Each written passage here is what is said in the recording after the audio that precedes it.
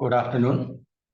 So here I'm going to read a text written by Manjushri Thapa, a diasporic writer from Canada. She is a Canadian Nepali.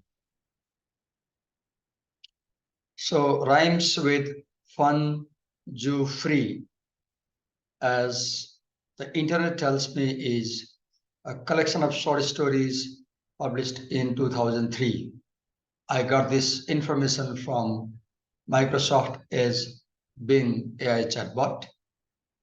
And according to Bing search, Rhymes with Fun Jew Free contains 12 stories. And these stories explore lives of Nepali people living in Nepal and abroad. And Manjushri's stories deal with the themes of identity, politics, and culture. And this story, Rhymes with Fun Jew Free, is about a young Nepali woman who moves to Canada and struggles to find her place in a new culture. Let's also learn about what is diasporic writing. Diasporic writing refers to literature written by authors who live outside their homeland. And diasporic writing is characterized by themes of alienation, nostalgia. Alienation means the feeling that you are alone. Nostalgia, remembering your past. Loneliness and alienation go similar, they're similar. Search for identity. You try to understand who you are. Constant displacement of the self. Okay. Diasporic writing deals with immigrant sensibility, when people know that they neither belong to the country they are living in nor to the country they come from. And it focuses on the lives of immigrants and their internal and external conflicts. Internal and external conflicts. We'll see these things in the story. In an alien land, how they feel this idea that the land where they are is alien. Diasporic writers often use nuanced nostalgia. Let's mark. And cultural memory to resist contemporary xenophobia. Xenophobia is, let's say, check, hatred of people. Let's check.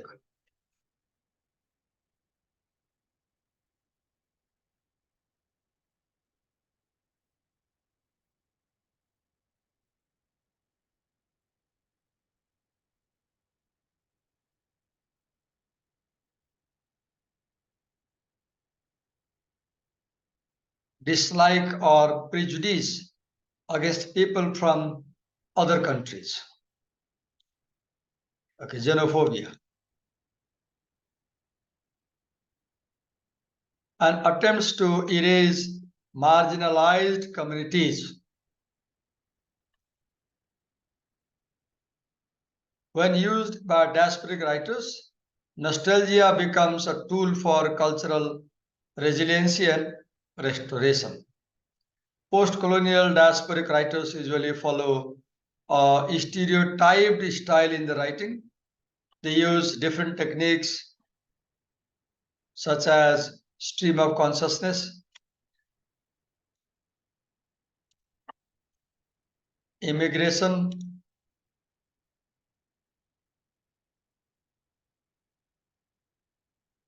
magic realism, alienation,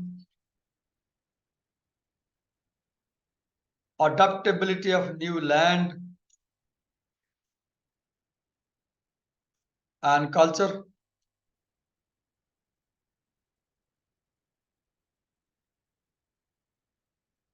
Okay. Now let's read the text line by line and analyze these aspects. The receptionist looks over the waiting room, clipboard in hand. She is a middle aged woman, dusky, of unreadable national origin, the face of a multicultural Kannada. She stammers, Manjori, Manjori Tapas. Yes, I stand up. Let's comment here.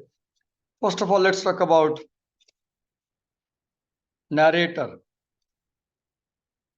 Who is who is telling us this story? Okay. So we see,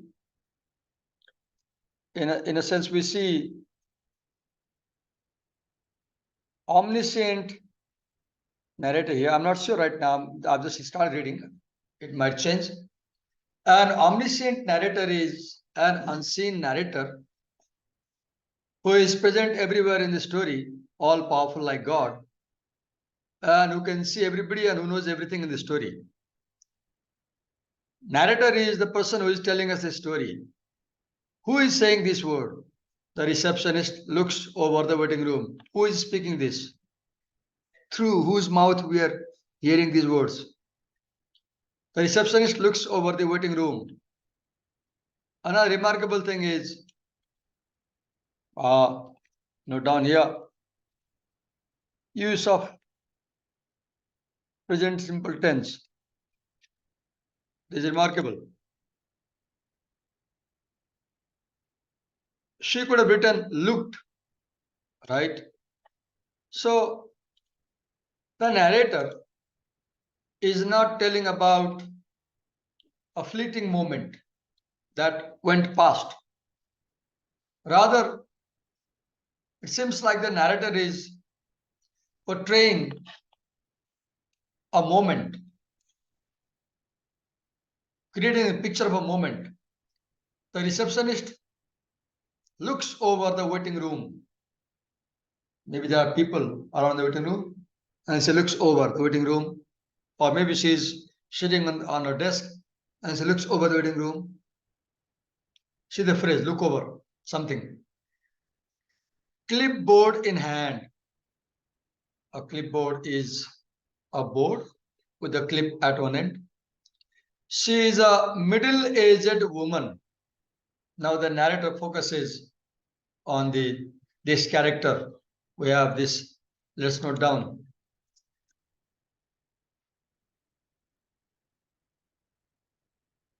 First character we meet in the story, the receptionist.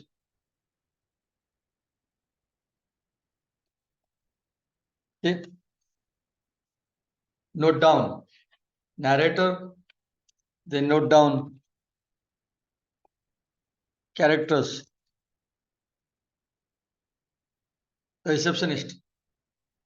Note down that she is middle-aged woman, dusky, of unreadable national origin.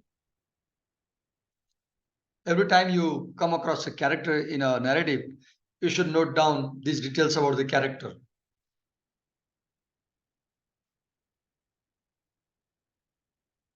Narrator, characters. So dusky, let's check what it means. What might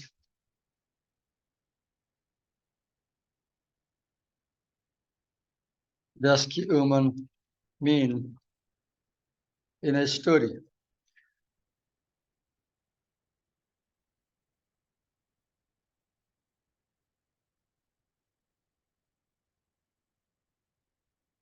Okay, we read that dusky is an adjective that describes a person or thing that is somewhat dark in color. Let's note down here.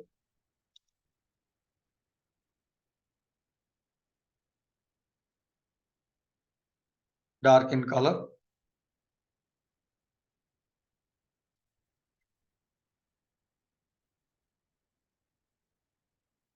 Dusky. She is a middle-aged woman, dusky, dark in color, and unreadable national origin. By looking at her, you cannot determine her nationality.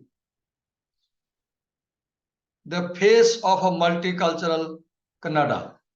You have the colon, and what comes after colon is is an elaboration on what goes before colon. So when you read unreadable national origin, the face of multicultural Kannada. So in Kannada, you will meet a lot of people whose national origin is unreadable. That's why Canada is a multicultural country. There are people whose national origin is not clear. She stammers, stammer, a way of speaking. When you stammer, then you speak with difficulty. Manjori, Manjori Tapas. So we are Nepal leaders, we know this is Thapa and this is Manjushri. And look how the receptionist pronounces her name, Manjori. Now, you earlier read that diasporic writing is about search for identity. And one way you create and assert your identity is through your names. Right? Even we read that a theme of these stories are identity, politics, and culture. So here you have this issue of identity in the name, the way the receptionist pronounces her name. Yes, I stand up. Narrator. So we read, okay, let's go down. Let me italicize this so that there's no confusion what we are adding and what is there originally in the story.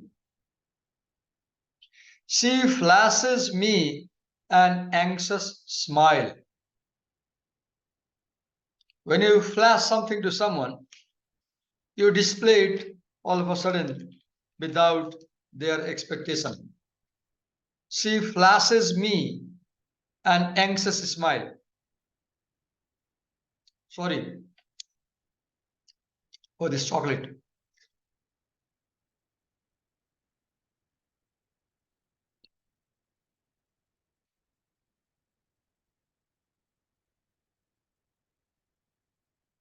She flashes me an anxious smile. See the paradox here. Smile. When you smile at somebody, you are building relationship with them. You are showing affinity, but anxious. When you are anxious, you are not sure about the outcome. So on one way, the receptionist smiles at her, but at the same time, she looks anxious, not sure about the result. She flashes me an anxious smile. I'm not sure I got your name right. Let me point here. When you read a narrative, pay attention to dialogues. Who speaks what? So here you see dialogue. The receptionist is speaking to the lady. I'm not sure I got your name right. Having grown up with a funny foreign name, I understand her anxiety. So the narrator says that having grown up with a funny foreign name. Now let me correct. Earlier, while talking about narrator, I said seems omniscient narrator. But let me correct now. We have first person narration. First person Singular narration, not omniscient. Okay, let me correct.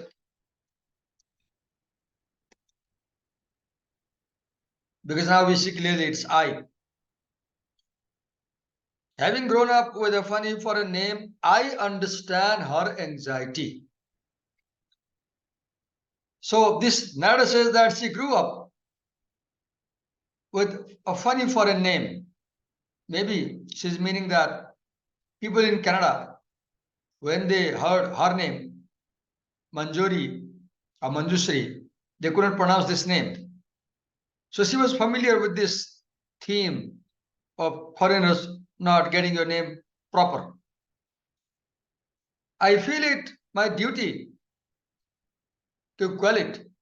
That was perfect, I say. The doctor will see you now, Manjuri. Now we know the context. Let's say context or occasion. When we read a story, the narrator has gone to a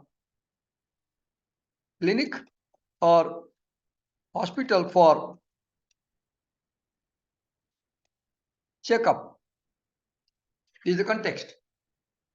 In a narrative, when you make rhetorical analysis, you should pay attention to context or occasion.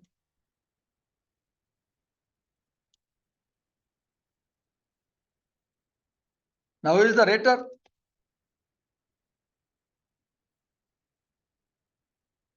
A female patient, right? Mm.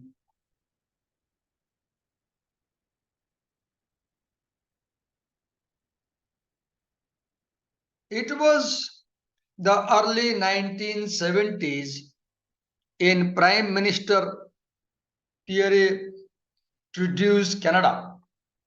A very remarkable thing here. Let me note down.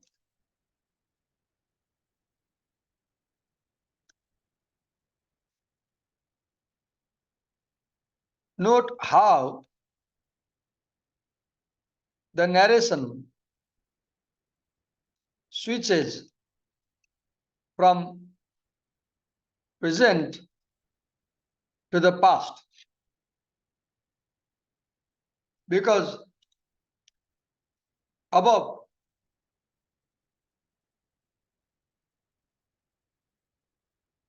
you saw she was depicting a present scene using present tense, but now you see she moves to past. And if you go to the comment above, nostalgia is a characteristic of diasporic writing. You go back to your past and you remember, right? Search for identity and nostalgia in an alien land. Okay, come down. It was the early 1970s in Prime Minister Pierre Trudeau's Canada. Let's check Bing search. Who was Canadian Prime Minister in the 1970s?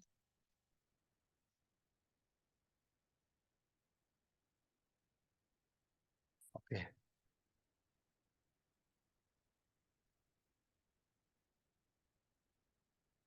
So we got the name. Pierre Elliott Trudeau. Let me note here.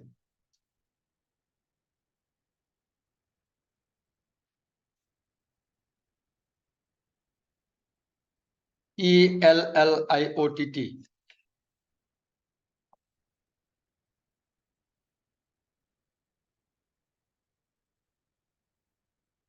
Let's read something about this Prime Minister. He served 2 terms from 1968 to 79, from 80 to 84. Trudeau was a liberal politician who is known for his accomplishments while in office, including securing constitutional independence from the British Parliament and the formation of new Canadian Constitution. Okay.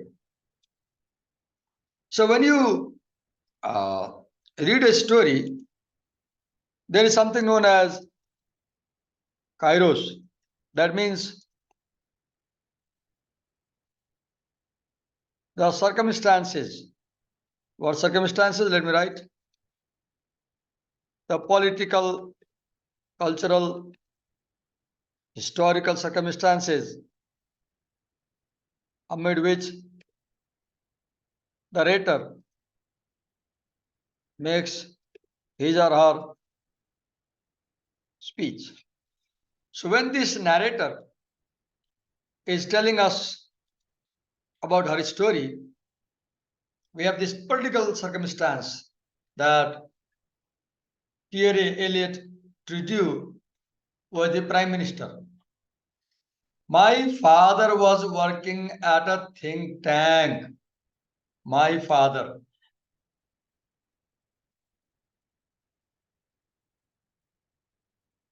Let me tell you something about the writer here. The writer,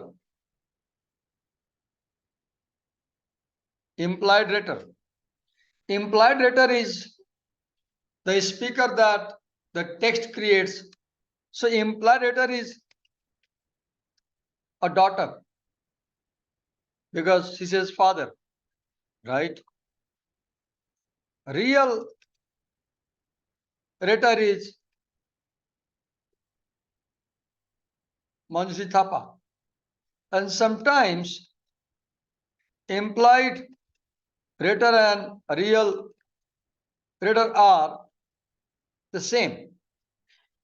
So here I will argue that the implied letter, that is this daughter, and the real letter are same. That means here the let me focus here. This I refers to the daughter in the story, and it also refers to Manjushri Thapa. So in this case, here in this story, the implied letter created by the text, refers to the real letter. I means Manjushri Thapa. Now we know clearly here father means Dr. Bahadur Thapa. It is said that rhetorical analysis takes us outside the text. To make rhetorical analysis, we must come out of the text. So rhetorical analysis is like new historicist reading.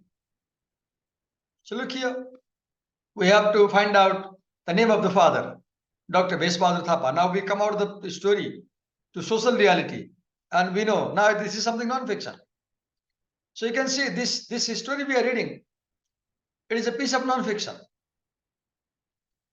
It is a piece of non-fiction, creative non-fiction.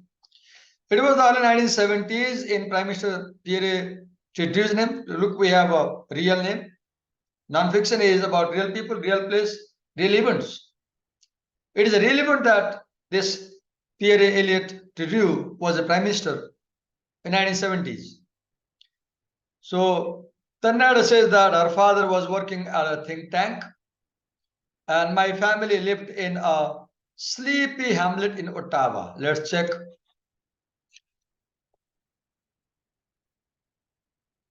What is a sleepy hamlet?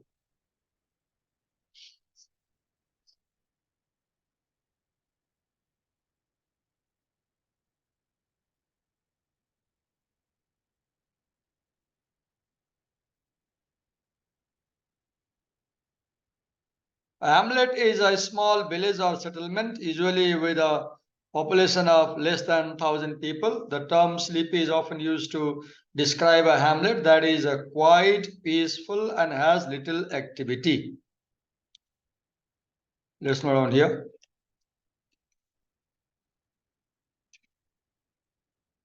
Quiet, peaceful, and having little activity.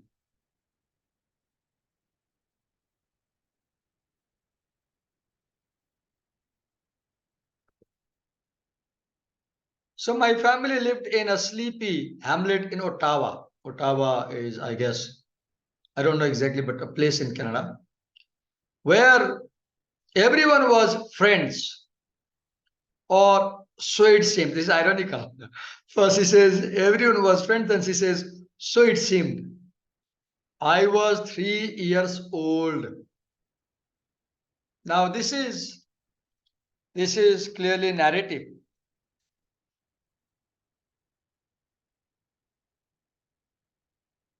We have narrative mode of writing. In narrative mode of writing, you tell a story from the past using past simple tense. I was 3 years old. But what is surprising to me is that she recalls what things happened when she was just three. I was 3 years old.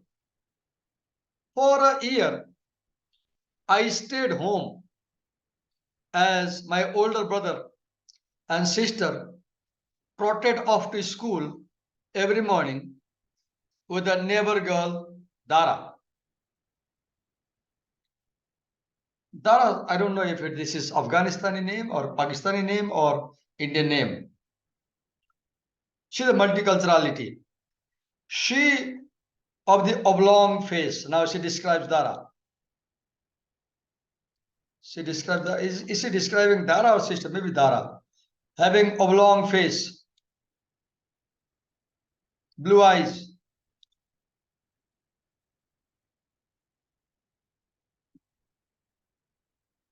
and straight blonde hair.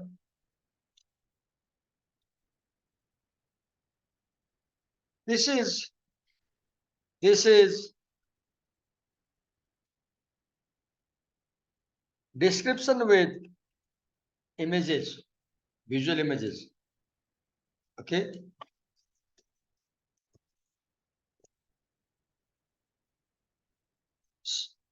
And a desire to make us children feel at home. I stayed home as my older brother and sister trotted off to school every morning with a neighbor girl, Dara. I'm not clear whether Dara was the girl with whom she stayed or the girl with whom her brother and sister went to school.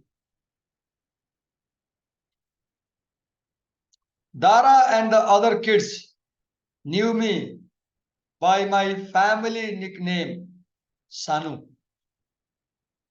In Nepali culture, you call little children as Sanu, little one. So I was talking about Kairos earlier, right? Kairos is the situation.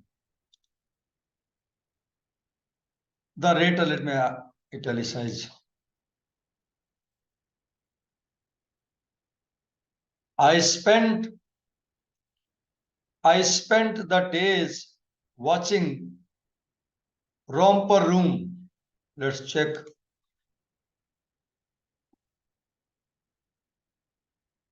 What is Romper Room?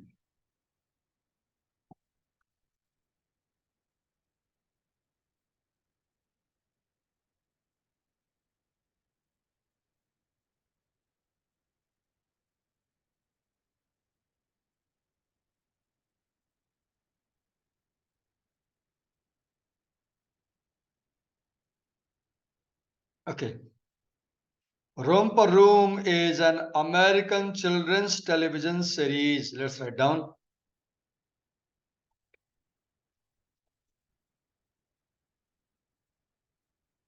American children's television series. Okay.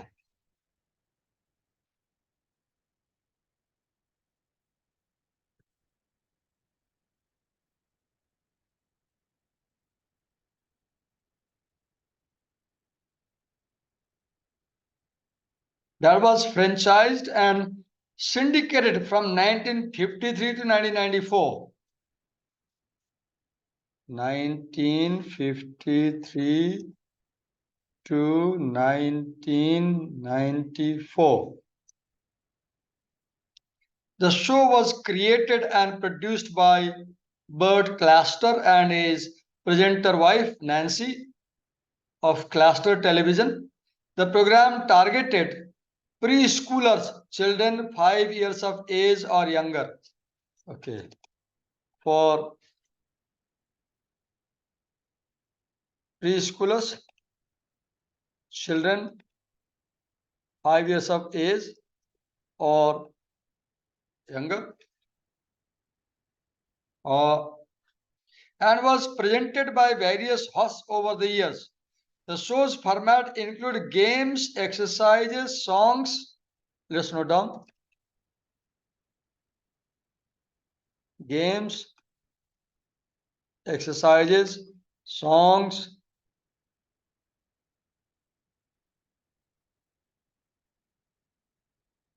storytelling, and moral lessons.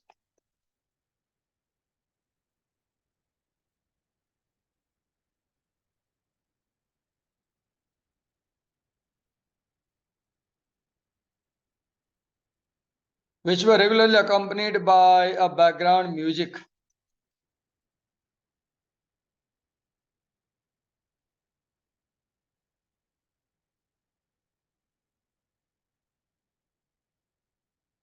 The young cast, which ranged from 4 to 5-year-old, was rotated every 2 months, with many of the hostesses having prior experience working with small children and many being former kindergarten teachers. Etiquette was a focus of Romper Room.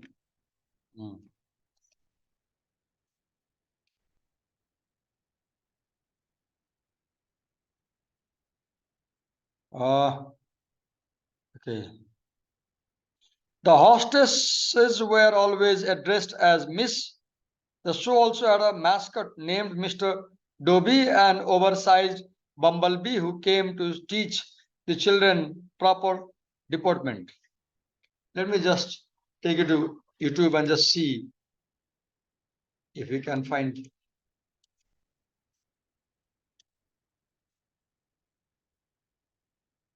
Just a minute.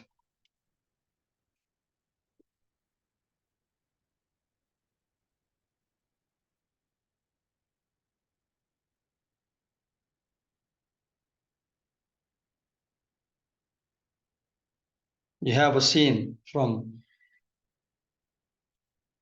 I did. Wait. I had a Superman day. You had a Superman day. Well, I'm glad to hear that. Spider-Man day. Good. So I I'm don't glad know. to hear that. Well, you know what? Wait. You know what time it is? It's time for me to see the friends at home in the magic mirror. Romper bumper, stomper boo. Tell me, tell me. Tell Bumblebee me at the do. back. Magic mirror. Tell me today. Did all my friends have fun at play? All my friends had fun today. I see David's having a special day today. See, and Olivia Joy had a special the day on Miss Sunday. And I see Robin had a hosting special the show. day yesterday. And Dana's see having a the special children. day today. And so is Reginald and Edward John and Margaret. And I see. So let me highlight it.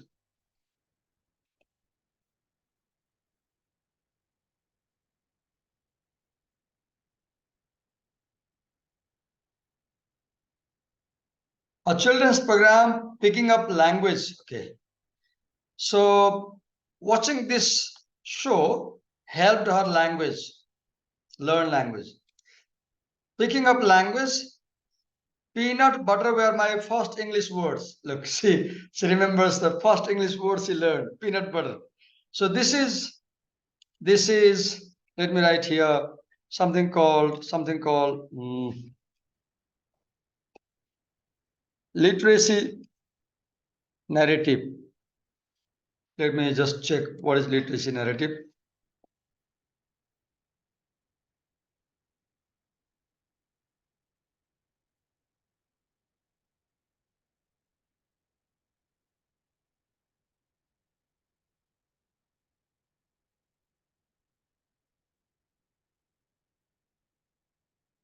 Okay.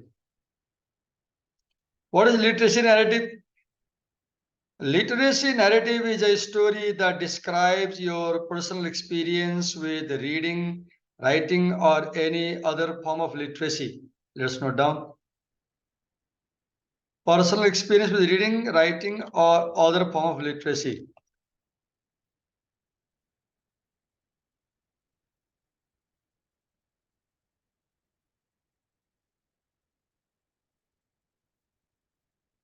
So this is a literacy narrative. You can see the narrator is telling how she learned English words. And when I was not bothering my nanny, uh,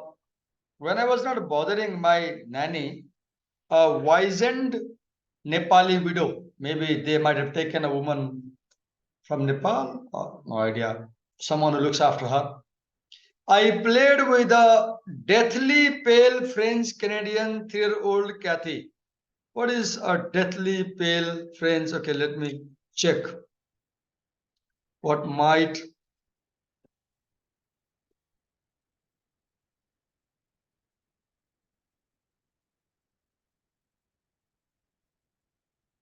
deathly pale mean.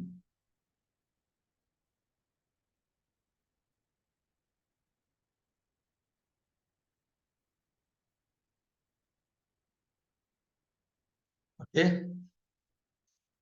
So deathly pale is an idiomatic expression. That means someone is very pale like a dead person. Let's note down.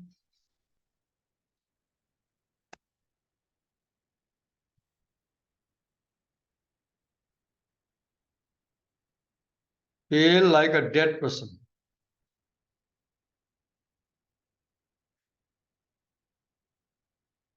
I played with a deathly pale French Canadian 3-year-old Kathy.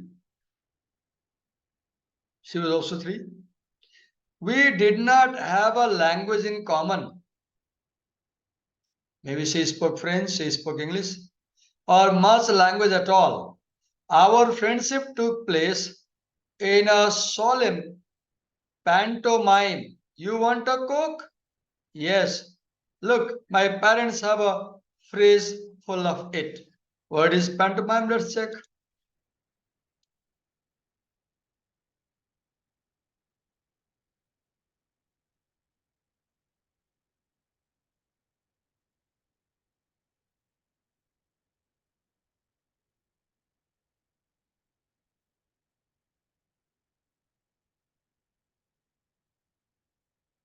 Pantomime is a type of theatrical performance that involves conveying a story through expressive body or facial movements.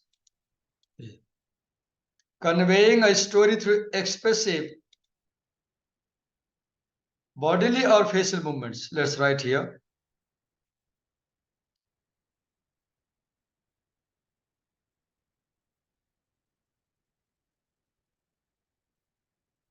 Conveying a story through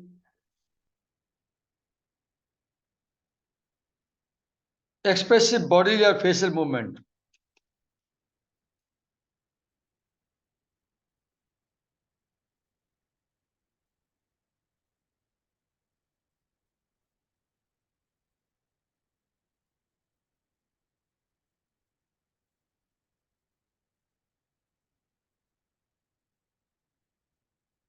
Our friendship took place in a solemn pantomime. You want a Coke?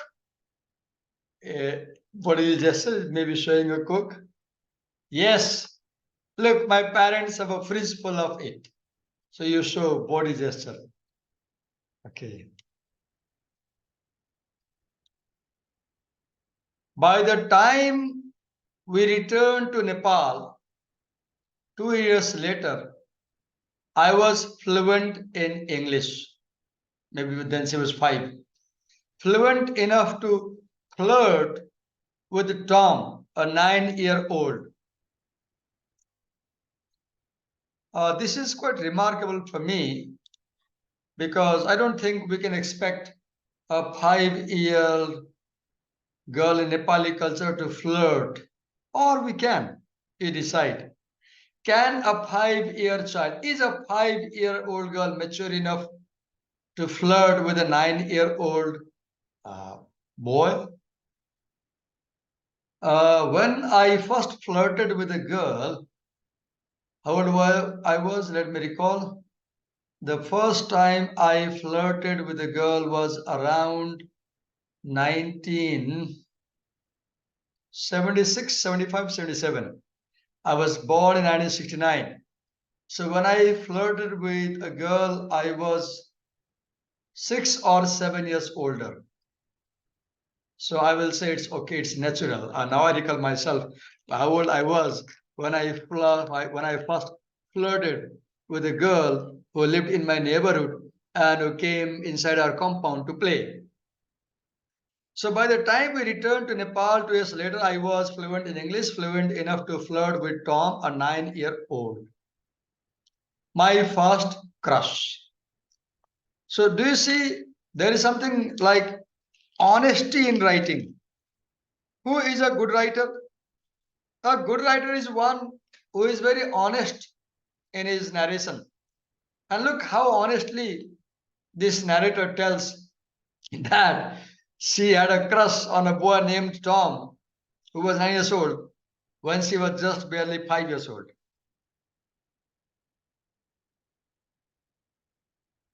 Okay. But my main memories of that period is nostalgia. I told you earlier that this is a feature of diasporic writing. What? Nostalgia.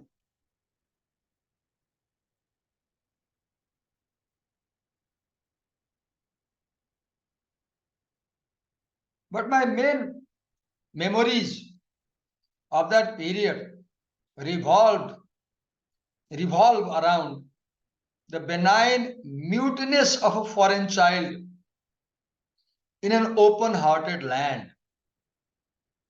Who was that foreign child? She herself, the narrator. She writes, but my main memories of that period means 1970s, revolve around the benign mutinous of a foreign child in an open-hearted land, Canada, being led around by Dara,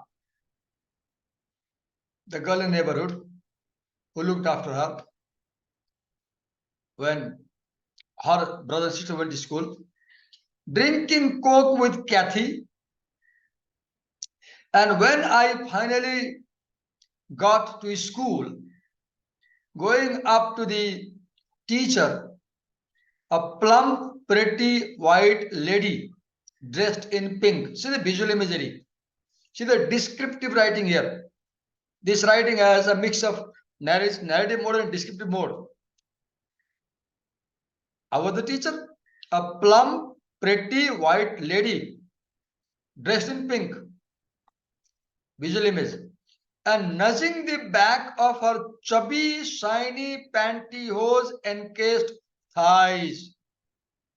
Let me show you the image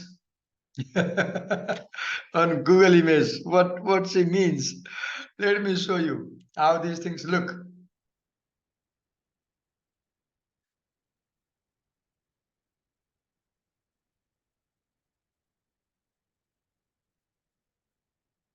Okay. So let me, maybe it's because of the nature of the image that it is covered.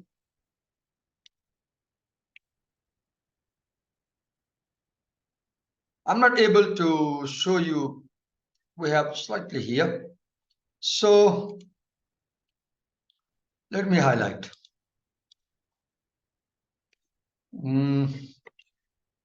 Her chubby, shiny pantyhose encased thighs till she turned and saw me looking up, lost, and found. I remember the powdery scent of her perfume. See this olfactory image.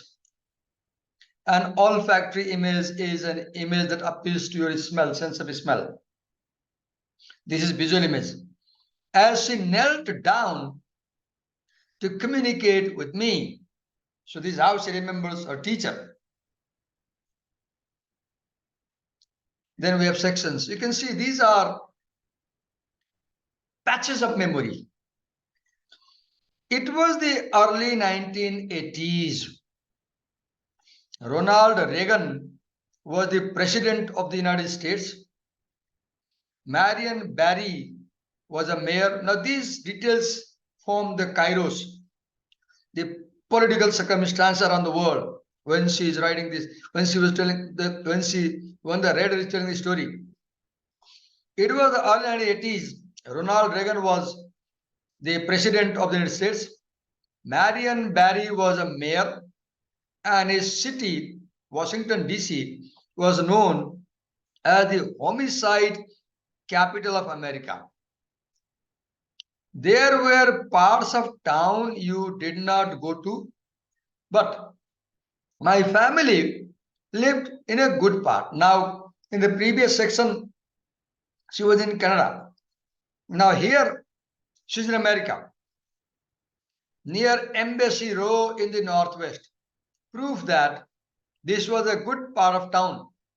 Just 1 block away across Massachusetts Avenue at the Naval Observatory lived Vice President George Bush.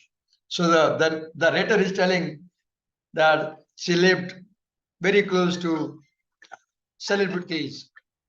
Just a minute, I got a call. Hello? हजुर बोल्दैछु नमस्ते हजुर भन्नुहोस् त टियुबाट एकैबाट हजुर भन्नुहोस् त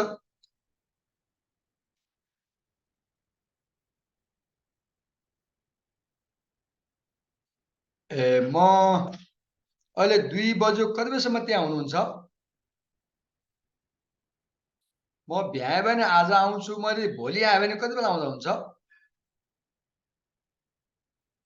हुन्छ ल म भ्याए भने आज आउँला नभए भोलि आउँछु है त सर ल त्यो 5औं तलामा कि त्यो लाइब्रेरी नेर हो हुन्छ ठीक छ म नभए आजै भोलि आउँछु है त हस् thank you sorry for this disturbance. So we were reading how the writer tells where she lived in America, near George Bush and Ronald Reagan. We, however, inhabited our own little third world. See, in a creaky, moldering building. See this imagery. A creaky, moldering building that had been condemned by the government, but that lay outside its legal jurisdiction to shutter. The warped interior, see the imagery, the warped interior, see the visual imagery. This writing has a mixed mode of narration and description. It smelled of dereliction. See the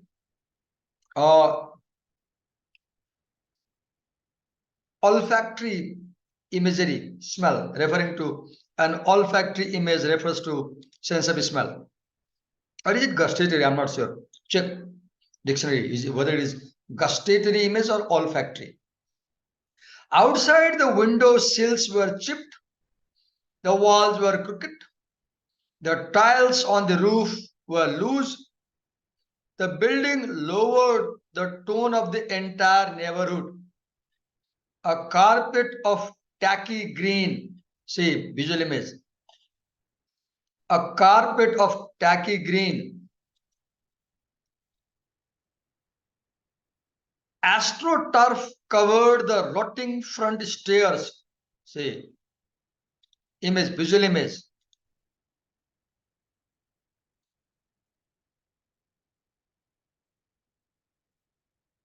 and led to a door with a brass block that announced a bit audaciously Royal Nepalese Embassy. She beautifully describes the embassy.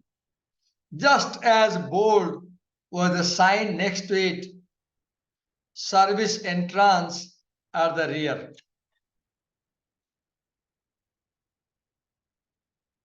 My father was the Royal Nepalese ambassador. This is narration. So the writer tells that her father was, and we know Dr. Bes Bahadur Thapa was Nepalese ambassador to America, 1980s. My father was the Royal Nepalese ambassador, though the job entitled him to live at the embassy's chancery, to have the 3 paid for household staff, and to be ferried around town in a chauffeur-driven Cadillac. His salary was below poverty level by US standards. Oh, God. This is non-fiction. Look the details we have. How the story tells a lot of things about. So this story also is narrating history, Nepalese history. His salary was below poverty level by US standards. By Nepal's standards, of course, it was extravagant. For the first time in our lives, we were poor. Oh God, when she came to America, she felt that for the first time she was poor. So I'm stopping this recording here because I don't want to make one recording longer. I'll make another segment where I'll analyze the remaining part. So once again, let me comment something. So we read how this story is remarkable for identity, how it talks about alienation, nostalgia, loneliness, search for identity, her name, right? And then it's about alien land, Canada, America. Okay.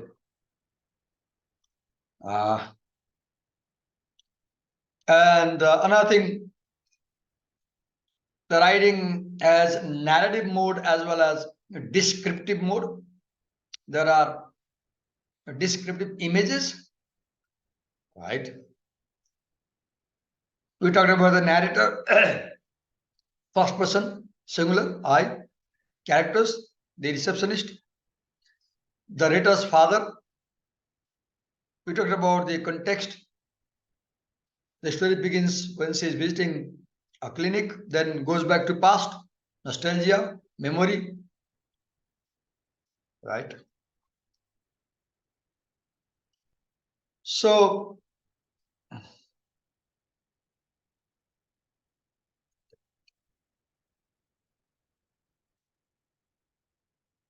let me finish this section. But my parents were ambitious. My mother, a public health doctor, barred from working by US visa regulations. Look, another bitter truth. See, the reality about diasporic people. She was a doctor, but she was not allowed to work. Poured her fierce energies into bettering the embassy. She tried to improve the embassy. She exterminated the mice and cockroaches as best she could. Look, the irony. It's an embassy that was infested with mice and cockroaches.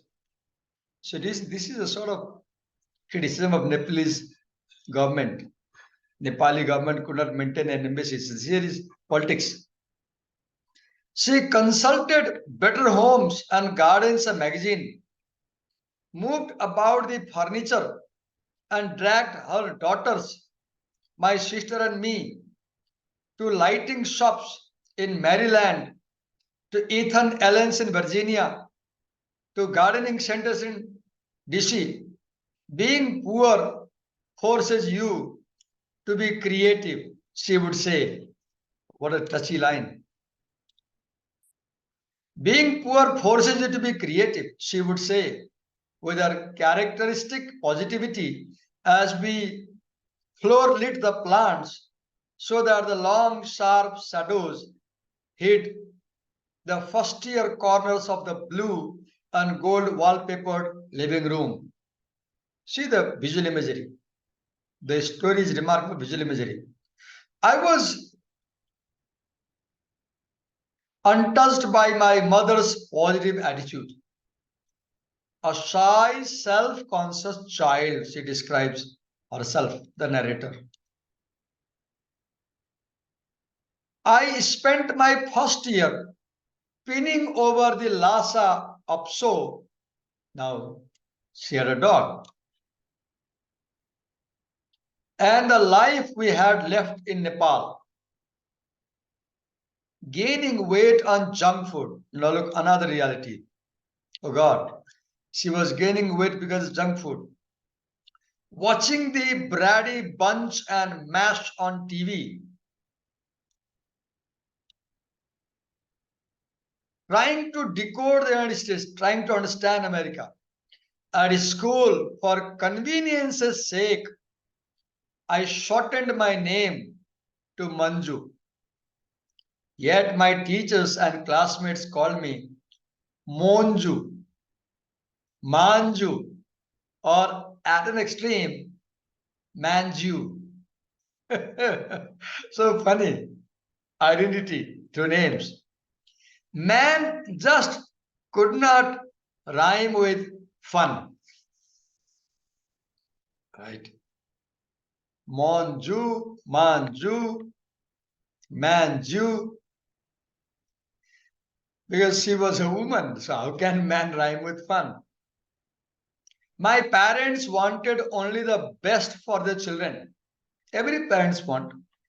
They packed my brother off to college on his scholarship.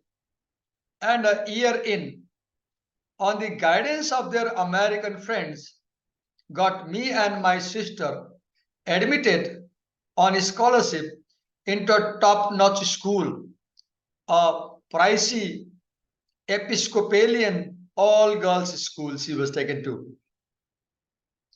At school, the talk was of beachside.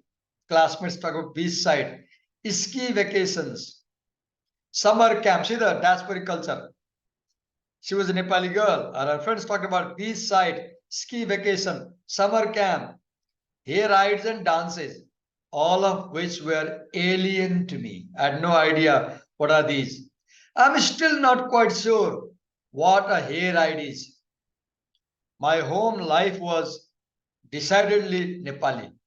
See the ambivalence of a diasporic character. At home you are Nepali, in school you don't know who you are. So you are crushed between two identities. Hybrid identity. Are you an American or are you Nepali?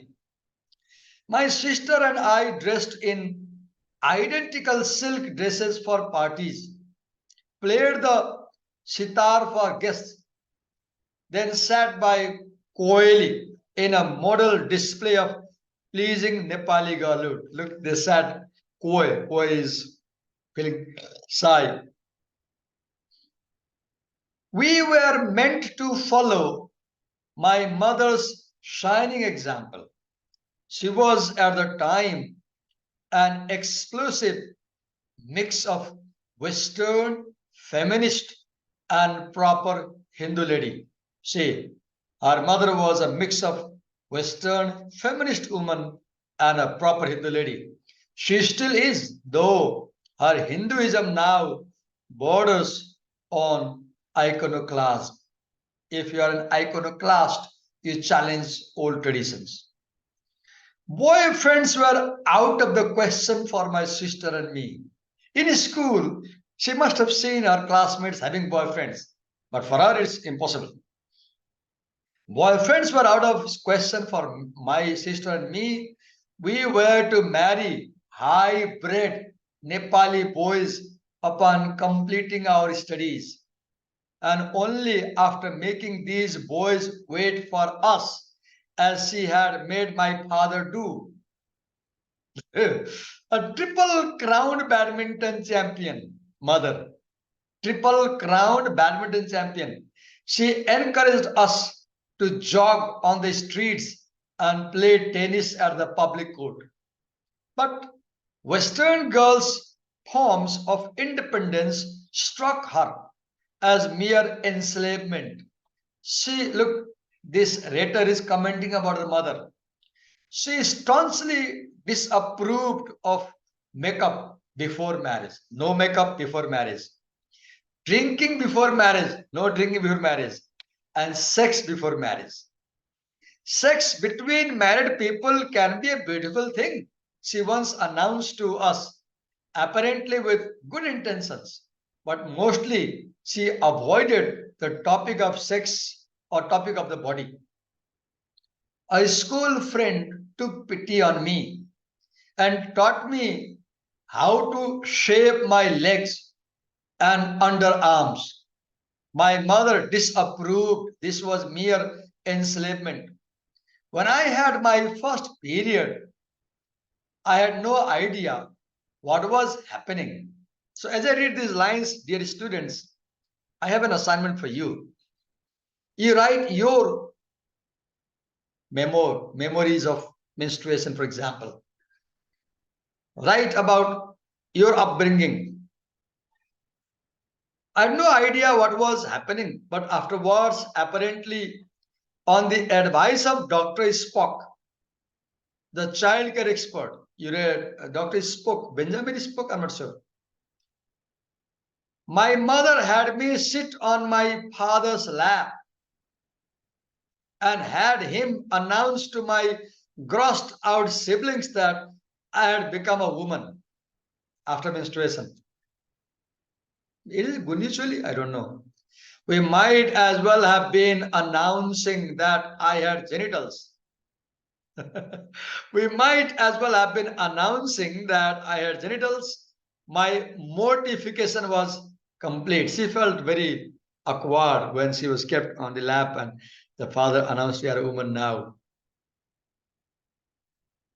I was too hapless to understand the reasons for my misery, but miserable I was in my half Nepali, half American life, tortured.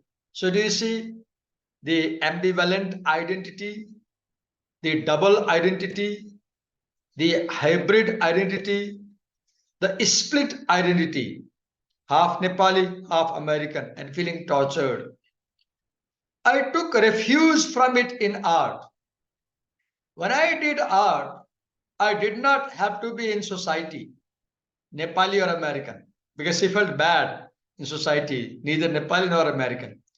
I could just be. I learned to mix colors, to draw likenesses, to steady my hand.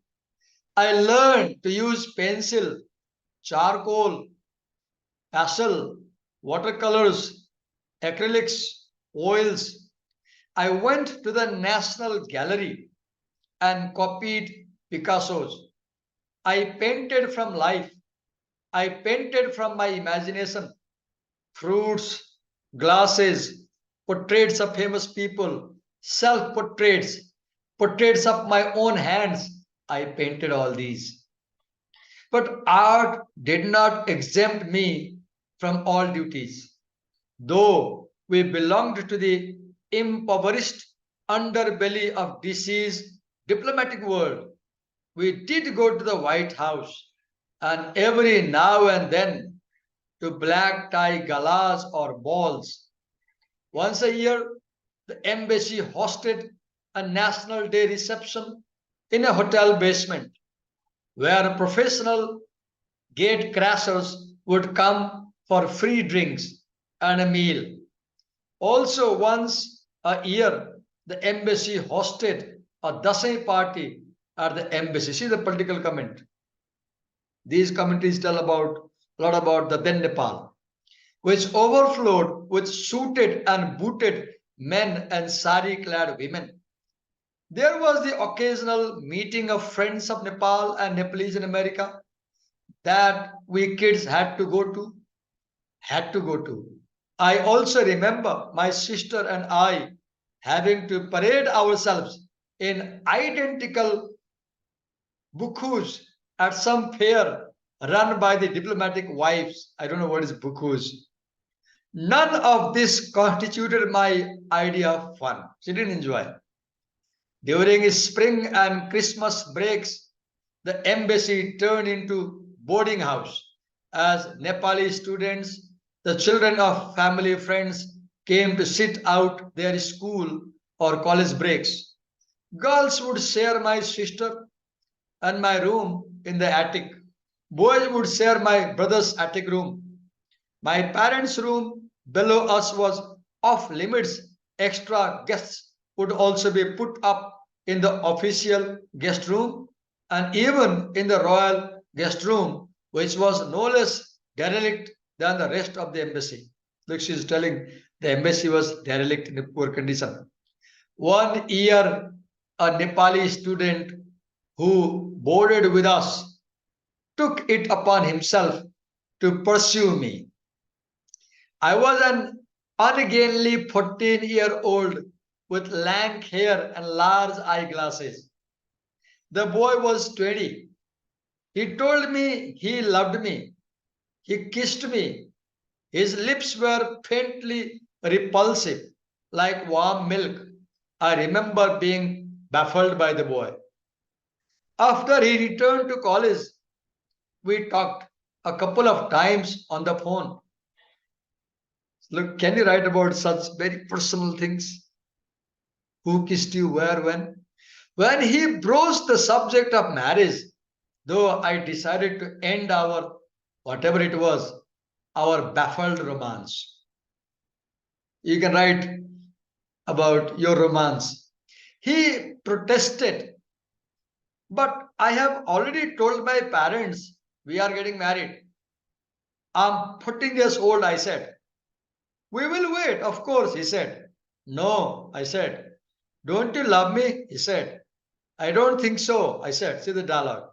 Some days later, he had his roommate call to say that he had been hospitalized after a suicide attempt. Oh God.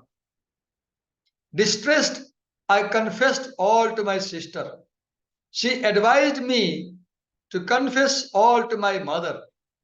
Even more distressed, I confessed all to my mother. Came my mother's swift verdict. No Nepali boy will ever marry you now. Then, with a few quick phone calls to the boy and to his parents in Nepal, she and my father made the whole thing go away. I believed my mother. No Nepali boy would ever marry me now. That belief set me free.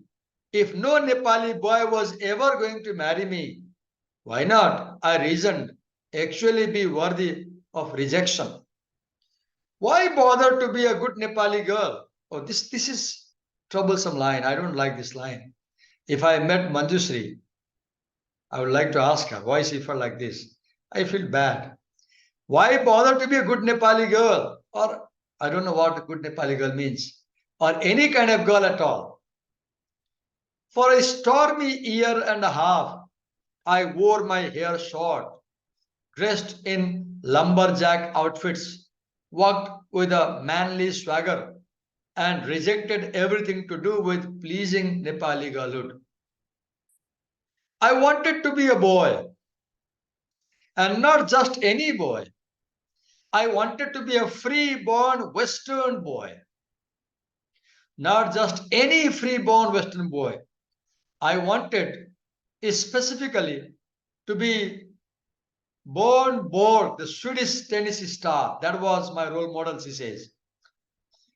Born Borg, that brooding intensity, that headband, those wristbands, that two-handed Western backhand, that blonde hair, and those blue eyes, those long muscular legs in those white shorts, those socks and K-Swiss shoes, the V-neck vest and the shirt after underneath. See the detailed description. The gaze, the steadiness, the resolve. I wanted to be like Born Borg. the Swedish tennis player. At the tennis courts, I emulated him. I copied him. Off the court, I pored over articles about him, worrying about his rocky marriage to and divorce from Mariana Siemionsky, praying for him to believe in himself, and railing against the rise of John McEnroe. Now, I don't know who John McEnroe was. If you check these details about these people, learn about Kairos, the situation, who were the people when she was writing this or at this time. I once wrote him a letter, and his secretary sent me a signed black and white photograph of him. Born Borg forever. It occurred to me very slowly that I did not want to be like him. I loved him. He was not the only free-born Western boy I loved. I also loved Rod Stewart, the British singer. So, students, do you see the effect of diasporic life? She says she didn't want to be Nepali girl. My love for Rod Stewart was more exuberant and joyful, though, and this was apt, as I had found out a bit late what sex was. Through my baffled romance, I had had no understanding of what sex was. When I did find out, I was horrified to find what sex was. And yet, by the time I fell in love with Rod Stewart, I had come around to being intrigued by boys. I had stopped dressing like a lumberjack and had begun to experiment cautiously with being a girl again. And I had found it enjoyable. Rod Stewart, yes, my young heart beat free tonight. Yes, time was on my side. No, I was not going to let them get me down. As he sang, I was not going to let them push me around. I wasn't going to let them ever change my point of view. I followed Rod Stewart out of my half Nepali, half American life into the world. See the split personality, half Nepali, half American. And there, the influence of the school took over. By the time I was 16, I was sneaking behind my parents' back with my first American boyfriend. I was an artist. I was free. There was no bridge back that I did not set out to burn. Look, there was no bridge back that I did not set out to burn. I didn't want to come back. I wanted to move ahead as an American. I was done with being Nepali. Done. It was the late night. Now, this is so troublesome to read this line. It was the late 1980s. I was in art school in Providence, Rhode Island, and given to dressing in all black dresses and combat boots from the Salvation Army. I did not keep in touch with Nepalese in America. Oh God, how troublesome line to read. I did not keep in touch with Nepalese in America. I hate these lines. If I met Manjusri, I'll angrily ask her why she writes like that. Why did she have to hate Nepalese in America? I did not keep in touch with Nepalese in America and in fact avoided them. I felt constrained by the presence of other Nepalese. It was bad enough that I had to visit home every summer, doing darshan to hundreds and hundreds of relatives, looking askance at local customs and confirming the essential lack of freedom in Nepal.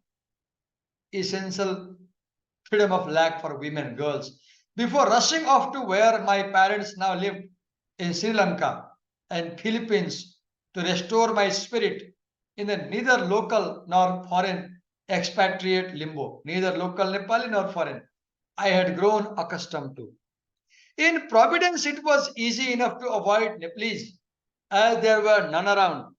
But at the Museum of Fine Arts, Boston, one day, I entered a room full of Hindu statues to see an elderly couple admiring the art. The man was wearing a dhaka topi and the woman was wearing a Nevari Teen Taha Khasto. A 20-something man, their son, was showing them around. Nepalese, lest I be recognized as a compatriot, I hurried on to the next room. Oh God, to avoid Nepalese. It's so difficult to read these lines. It was the late 1990s. It was the late 1990s in Seattle. And I was at the end of my 20s, having spent the better part of the decade in Nepal, battling, it felt like, for some personal freedom. I had more or less gained it, personal freedom. I had worked in and outside of Kathmandu. I had found my calling, writing, not art. I had successfully avoided marriage, fallen in and out of love, and I had even for brief spells lived alone in rented apartments, escaping the exhausting sociability of Nepali society. I had been able to make a conflicted home in Nepal.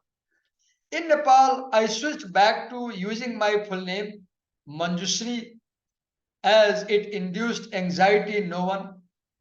In Seattle, to study creative writing, I reverted again to Manju. In some ways, I was more at home here than in Nepal.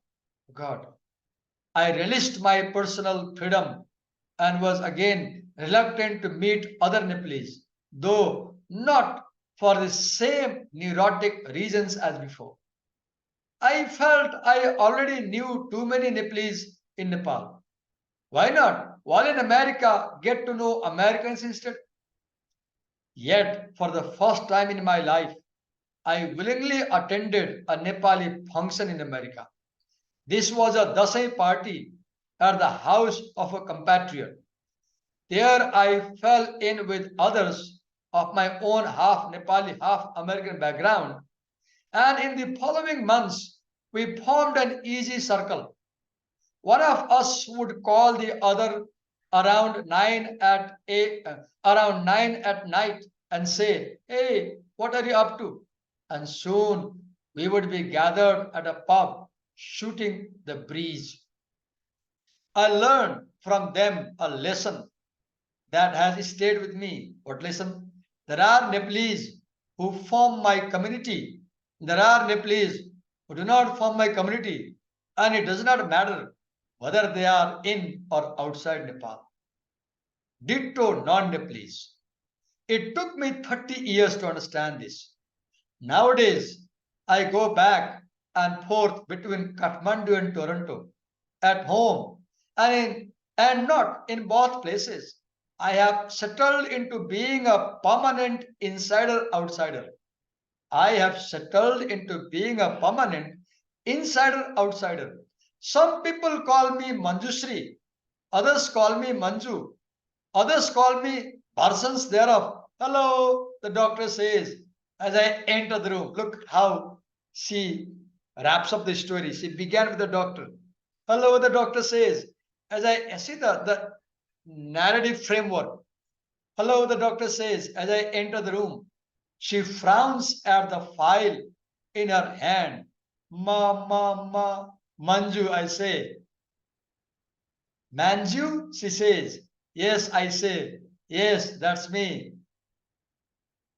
The end of the story. So we read this, let's say, memoir, in a sense, narrative, which opens when the writer gets into a clinic and the receptionist calls her name wrongly. And when the receptionist calls her name wrongly, it makes her remember the whole journey of life from Canada to America to Sri Lanka to Philippines to Nepal. And you see the split personality and the ambivalent personality, the hybrid personality, half Nepali, half American, neither Nepali, neither American, hating Nepali, avoiding Nepali. I read it once, and my head is getting dizzy because of what she says. And as I finish reading this text, I'm not feeling good at all. I'm angry with Manjushri. I feel like Manjushri hates Nepal. I may be right, I may be wrong. If I met Manjushri, I look at her with an angry look. Why does she have to feel like this? Or I don't know. Maybe I have a question. The question is, what is the reason that this writer felt like that? And I don't have answer. Why did this writer, who was a biologically girl, wanted to be a boy? Why did this writer get his hair cut short? Why did she have to be a lumberjack? Why did she have to avoid looking girl? Why did she have to avoid looking like Nepali girl? Why did she hate meeting Nepali? I have so many questions. A big question. What carves an identity like hers? I repeat, what creates an identity like hers? This is the question. So you watch this video, now your job is write a commentary on the story based on my reading. I didn't make much comment. Later on, I just kept on reading. I didn't comment. But I took you, in the beginning, I showed you the notes about the story. Like I said, this is about identity, about politics. The narrator tells a lot about Nepalese embassy, Nepalese ambassador, the economic situation, the derelict situation. That's political comment. Culture, Nepalese culture, American culture. It talks a lot about alienation she felt alone. She could not be with others. Nostalgia, how she recalls loneliness, search for identity. Am I Nepali? Am I American? Half Nepali, half American, neither Nepali, neither American. See the features of diasporic writing. Displacement of the self. Right now I'm in America. Right now I'm in Canada. Right now I'm a woman. Right now I'm a girl. Right now I'm a boy. How she feels when her father kept on her lap and declared, "Now you're a woman." She felt mortified. She says it was a modification. Right? Emigrant sensibility. What she had to feel when she went to Sri Lanka, Canada, Philippines, etc. Internal, external conflicts. Look, the conflicts she had, avoiding looking like Nepali. In alien land, Canada, America, Philippines, Sri Lanka, they were not our land. Or I don't know if they were our land. I don't know what's our citizenship, nationality. Nostalgia, remembering, cultural memory, xenophobia, how she hated people, disliked people, how people disliked her. And another remarkable thing, she uses a lot of description and narration. She brings a lot of visual images, images of smell, right? So